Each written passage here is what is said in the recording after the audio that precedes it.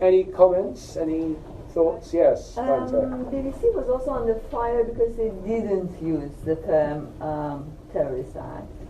They used they used deadly attack, exactly. Yeah. So there was, I wasn't sure when is the distinction.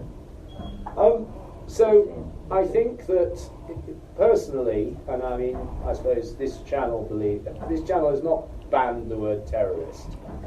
I mean, if you had a similar attack in the UK, I wouldn't have had a problem calling it terrorist. I think if you'd had a similar attack in the United States, I wouldn't have had a problem calling it terrorist.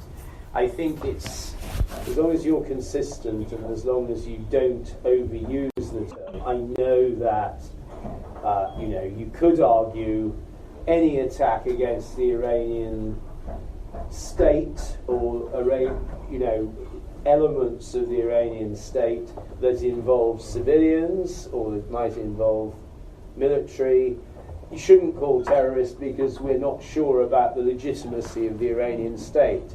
But then how far do you go down that road? I mean, what about Turkey, for instance? A lot of people think that the government in Turkey is not legitimate.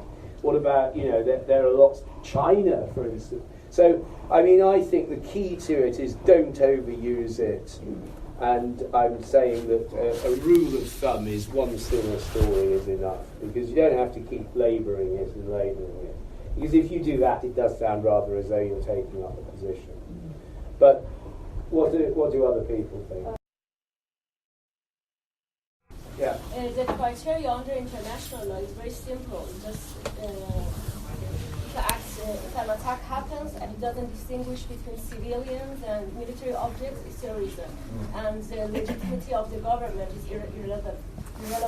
Yeah. So, I don't know. Yeah, but I mean, that's a sort of legal definition. I mean, I think the problem with these terms is they do get politicised by one side or another.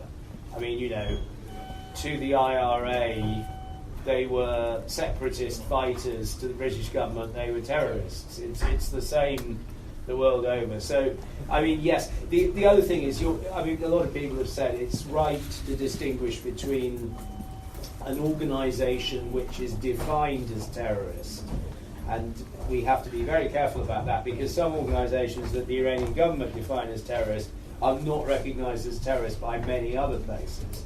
And then an act of terror, which is a slightly more describing the act rather than the organisation. But anyway, right.